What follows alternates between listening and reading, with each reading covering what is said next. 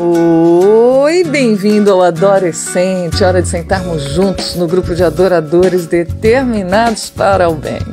E nós continuamos então o relato dessa semana, que você inclusive pode acompanhar ali, né, nos capítulos de Neemias, capítulos 5 e 6, viu gente? E também no livro Ungidos, ou chamado Profetas e Reis, que é a leitura complementar que a gente indica, é o capítulo 54 e 55. Tá joia? Pois é, e hoje, olha só, Neemias ouve o povo com aquele protesto, né, falando da realidade, dificuldade para o básico, só para comer. E ele fica furioso. Por quê? Porque eram pessoas da própria terra que estavam explorando umas às outras, né? Enquanto uns, devido à escassez de alimentos, estavam fazendo isso, dando tudo que tinha, inclusive a família, tentando vender para conseguir comer. Outros estavam enriquecendo às custas da necessidade. Já pensou? Gente, isso acontece, né? Na hora da necessidade, o outro não sabe nem o que fazer e tem gente que explora esse momento. Enriquecer desse jeito é louco, não sabe o que está fazendo. E olha só, chegou isso, não é à toa, né? Que Neemias ficou furioso de ver o povo que se dizia ser povo de Deus agindo dessa forma. Aí ele ficou bravo, em vez de ele agir na hora e chamar todo mundo e soltar a lenha, né? Ficou furioso com justiça, né? Já pensou? Pensa bem, nós estamos numa pandemia onde algumas pessoas têm passado sérias necessidades, né? E estão sendo ajudados pelo governo, inclusive, né, o auxílio emergencial, mas não tinha auxílio emergencial naquela época, naquele momento da história, viu? Não tinha auxílio nenhum, é o contrário, diz que eles estavam ficando sem esperança, sem condições, sem perspectiva alguma, até de ter o que comer, o básico, gente. E aí vem Neemias e vai fazer o quê? Aquilo que ele sempre fez de melhor. E que nós devemos sempre lembrar desse exemplo.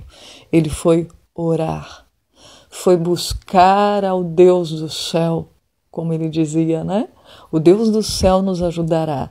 E ele foi para ajudar numa causa, de repente veio outra ao encontro dele. Veja que ele foi ajudar na reconstrução do muro, para a proteção da cidade, não é? Cuidados, restaurar a dignidade do povo nesse sentido, de inimigos que viviam maltratando, judiando e tal. E aí veio essa outra causa, e ele não ignorou e falou assim, eu vim para cuidar de uma coisa, não tem nada a ver com isso, não.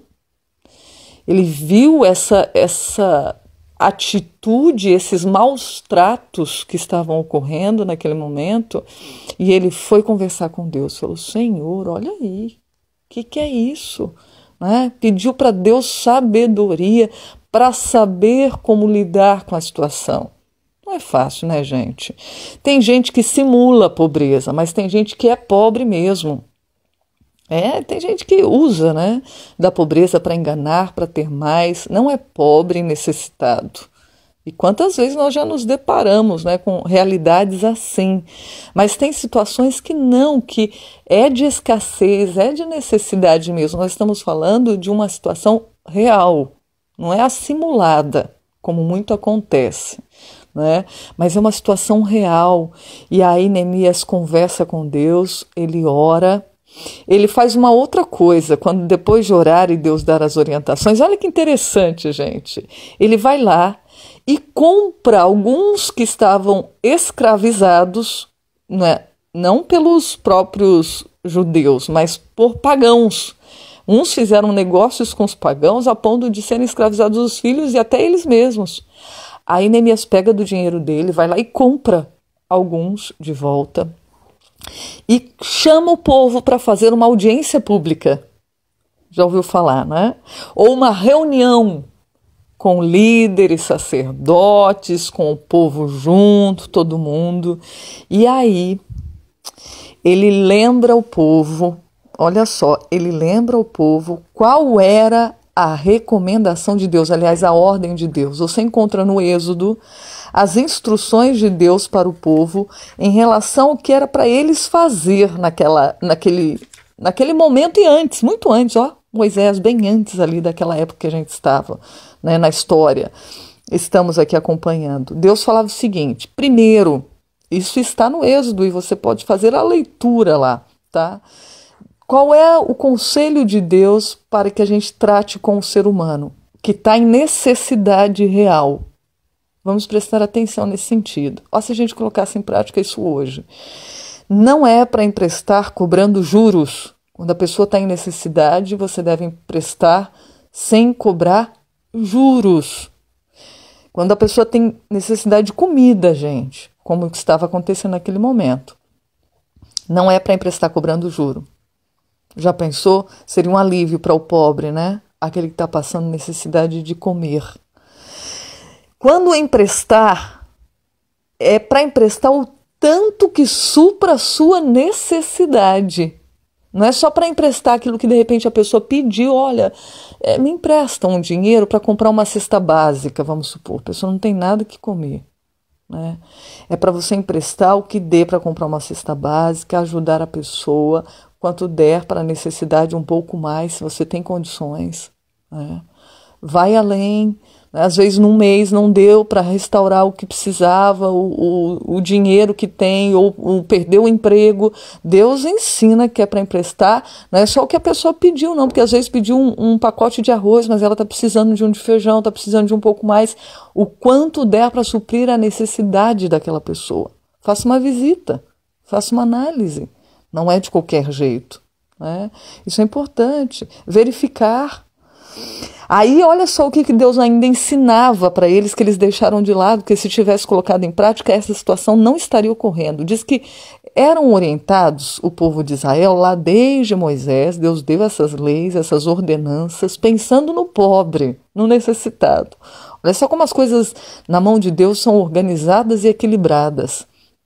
Aí vão ao ponto. Diz que no terceiro ano, de todas as colheitas, de tudo que eles ganhavam, de tudo que eles faziam, Deus ensinava a eles separarem o dízimo de toda a colheita do ano, para dar para os necessitados, especificamente de 3 em 3 anos. Pensa aí, quase um período de eleições de 4 em 4, mas de 3 em 3 anos, eles tinham que recolher um dízimo especificamente para o pobre, gente. E olha só, no 7º ano, tem mais, né? No 7º ano, eram para eles deixarem a terra descansar. Veja bem, para que a colheita fosse toda para os necessitados. A comida fosse toda para os pobres. Viu só? Veja as orientações divinas, ninguém estaria passando necessidade de alimento. E tinha mais, as terras. Existiam, eu falei aqui na hipoteca de casas, de terras, que é o que eles pegaram, que é o que eles pegavam. Deus ensinava que deveriam ser devolvidas no jubileu. A cada 50 anos as famílias pegavam tudo de volta. Aquilo que teriam que vender por causa de dívida, por causa de necessidade real. Então, assim, Deus não deixava ninguém sem teto, Deus não deixava ninguém sem casa. Diz que no 7º ano, inclusive, se fosse por dívidas, também poderiam ser devolvidas as terras, né? Dívida não por desorganização financeira, nós já falamos isso em outros áudios lá no passado, né? Não é porque a pessoa era desorganizada financeira, gastava com sapato quando era para gastar com comida. Não. Entendeu? É quando realmente não tinha o suficiente, mesmo com trabalho digno, esforço e todas as coisas, né? O pecado trouxe essas incoerências, essas desigualdades, né? E olha só a organização de Deus financeira, gente. Bom, amanhã então a gente vai acompanhar qual foi a atitude de Neemias ante, né, essa audiência pública. Ele relembrou tudo para o povo e fez um pacto com eles. Ele fez um acordo, um contrato com o povo. Amanhã a gente conversa então a respeito desse contrato. Olha que interessante, né? Que foi a atitude dele, além de comprar os escravos, além de então fazer essa reunião pública, ele faz algo muito especial e que foi incrível, e a gente acompanha amanhã, se Deus quiser. Vamos orar então? Bondoso Deus e bendito Pai, obrigada porque o Senhor é Deus de misericórdia, Deus de equilíbrio, Deus de amor, Deus que ensina a compartilhar. Meu Deus, nos ensina isso também, a amar aquele que está ao nosso lado e que precisa de ajuda. E também, se estamos precisando, que o Senhor nos ajude a encontrar pessoas que tenham o pensamento do Senhor. Não explore os teus filhos na hora de dor e aflição e necessidade. Nos ensina, Pai, continuamente. É o que nós te pedimos e pelas tuas práticas orientações financeiras, meu Deus. Nós agradecemos em nome de Jesus. Amém. Fica por aqui o Adolescente de hoje, lembrando de dar o seu joinha e compartilhar para outros o amor do nosso Deus. Não se esquecendo que juntos somos, hein? Adoradores determinados para o bem. Que assim seja. Até a próxima. Tchau, tchau.